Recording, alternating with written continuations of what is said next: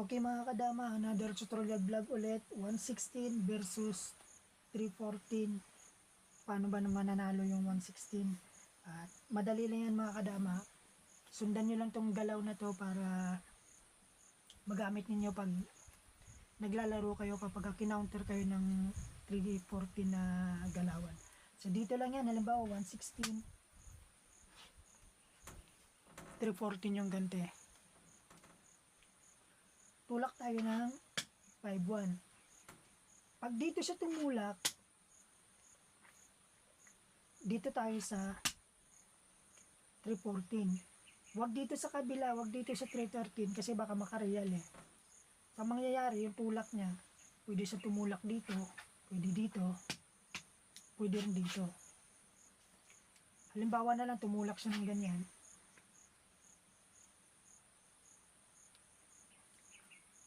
Ito yung tulak natin. Para hindi na siya makapagpagitna. Kaya ang gagawin niya, pwede siyang tumira ng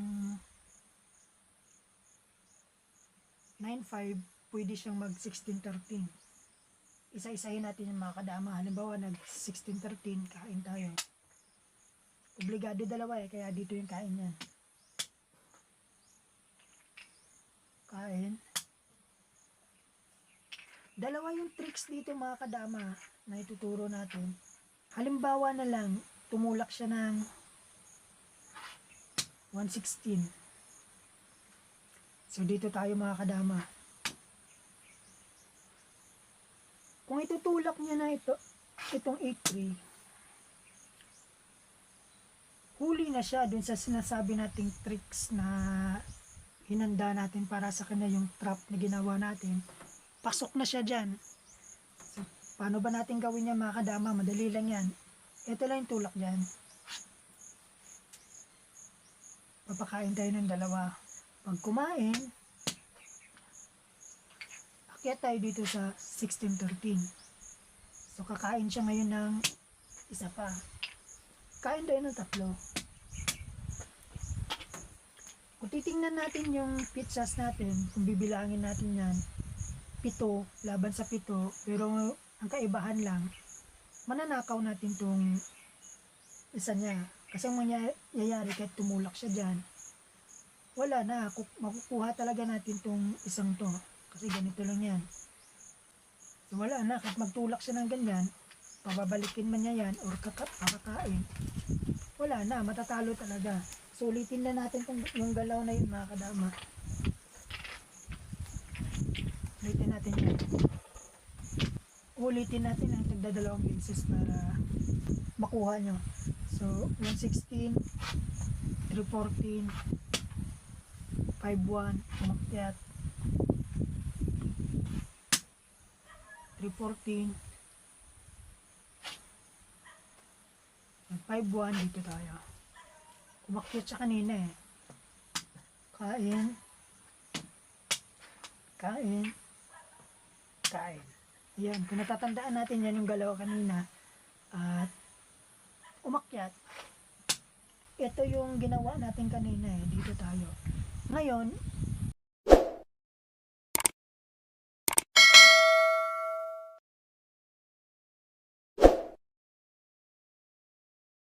kung alam na ng kalaban ninyo yung tricks na ginawa ko na yon, eh natural, hindi tutulak mo dito. Iba yung tulak nun. Malamang dito yung tulak nun. Kasi yung kadalasan tulak ng mga gagaling dyan. So ngayon, hindi na natin pwede magamit yung ito. So, ang mangyayari, pwede tayo ulit maghintay para itutulak ngayon. Halimbawa, kung hindi siya magtutulak dun sa 8-3, dito na lang tayo. Unahan na lang natin sa ganong posisyon. So, ang mangyayari, hindi na pwede itulak to. Hindi na, alangan mamimili siya ngayon kung saan siya tutulak. Halimbawa, eto, tinulak niya. So, pasok ulit. Pasok ulit siya sa tira na ginawa natin. Sa hinandang trap natin. Pasok ulit siya dyan. So, ang gagawin natin, ganun din. Walang pinagkaiba. Yun ulit yung gagawin natin. Papakain tayo dito. Pagkain, dito naman tayo. Kasi matatatlo siya eh. Hindi na naman pwedeng takpan kasi may kain siya dito sa kabila. Kaya obligado kain siya. Kakain. Sabihin na natin dito kumain yan. So ganun din. Kakain tayo ng tatlo. Halimbawa, dito kumain yan sa kabila. Eh ganun din. Kain pa rin tayo ng tatlo.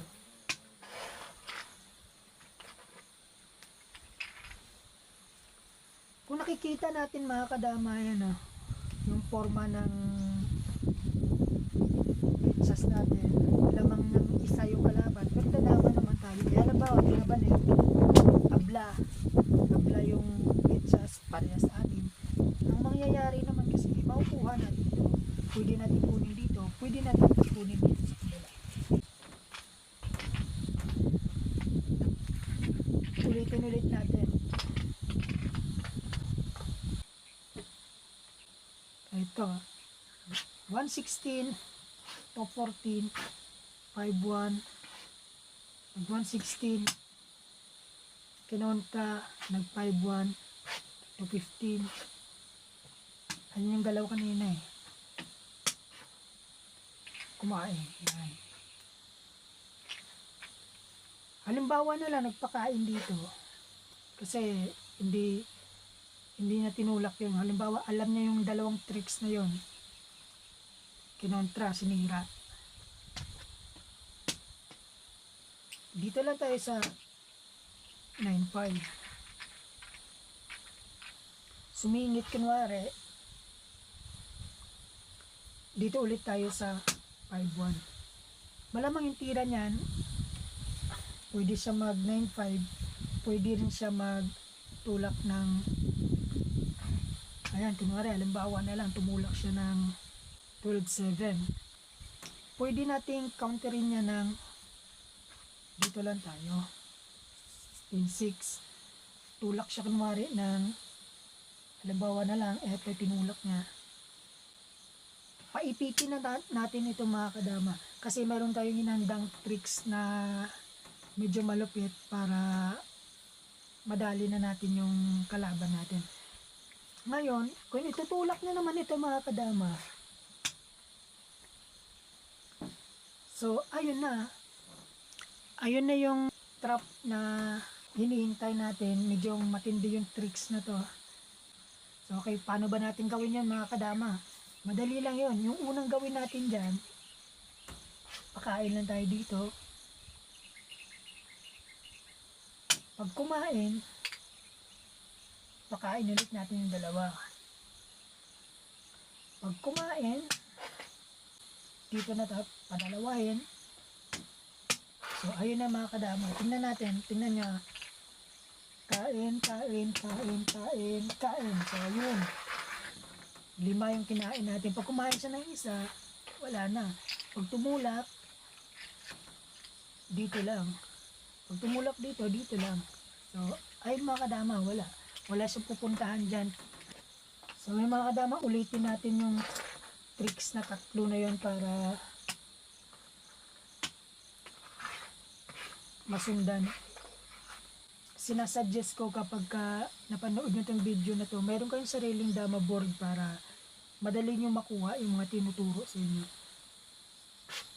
116, 214. Ito yung first trap na nangyari. Dito tayo. Tumulak. Umakyat. Kain.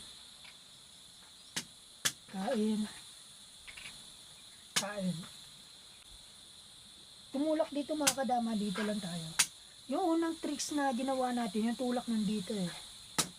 Kaya wag na tayo mag-real pag nakita natin yung purumang ganyan. Dito lang yung pakain yan. Pagkain, tulak, kain tayo ng tatlo. Parehas yung pizzas, pero pag tumulak, mananakaw natin yung isa. Kaya yun yung unang tricks natin. Yung pangalawang tricks naman natin na ginawa kanina na yun, halos parehas lang din eh. Magagamit nyo talaga tong galaw na itong mga kadama. Sa halimbawa na lang 116, ulit lang yan. Same lang po mga kadama, tumira man siya dito or dito, dito na tayo sa gitna. Halimbawa dito siya, dito tayo sa gitna. Tumulak, kain, kain, yun, kain. So, yung nangyari, dito siya eh. Tumulak ng ganito. Ngayon, halimbawa, tumulak ng ganyan, depende na lang sa atin kung hihintayin ba natin na tutulak siya ng ganito o tutulak siya ng ganito. Pero mas maganda, suggest ko dyan, dito na tayo tumulak. Kasi yung pangalawang tricks na pag tumulak siya ng ganito, so ay na, huli ulit. Dito lang ulit yan. Pakain. Abanti natin yung 416. So kain. So pakain na natin yan. Ganyan. Ngayon kahit siya sa kumain dyan, kakain man siya dito, kakain tayo ng dalawa. Kung dito man kakain din tayo ng tatlo pala. Tatlo yung kakainin natin dyan. Okay, dun tayo sa pangatlong tricks na ginawa natin. Medyo malupit yun ng konti. 116, 314, 51, nag 116, 314, makyat. 115, yung tulak. Kain. Kain.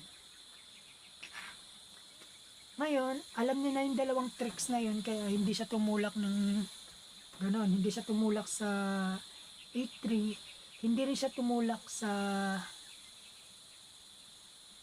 9-5. Pag, halimbawa na lang, pag akyat na dito tayo, hindi na siya tumulak din sa 9-5 at saka sa 8-3. Pinakain niya na to para masira tayo. So, ganun yung kanina yung ginawa niya. Dito lang tayo. Halimbawa, dito siya. Pwede tayo dito. Pag tumira siya ng ganon, dito tayo.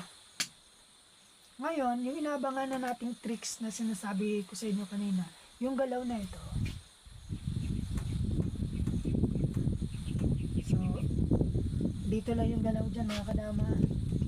Pagkain, papadalawain, kain, tapos padadalawang. Yan. Ngayon, pag kumain siya dito, yun yung tricks na sinasabi natin. Kain tayo ng 5. Medyo mahirap yun sa ginawa natin tricks na dalawang nauna kanina. Sa bagay yung dalawang nauna na yun, medyo matindi din yan. Kaso lang, mas malupit yung nahuli nito. So yun lamang mga kadama. Sana nakatulong sa inyo itong tricks na ginawa ko.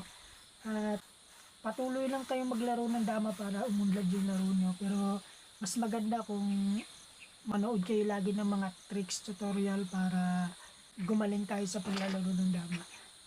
So yun lamang po at salamat at sana huwag niyong kalimutan i-subscribe tong channel na to para kahit papano matulungan nyo rin ako. So hanggang dito na lamang po mga kadama. Hanggang sa susunod na vlog. Salamat.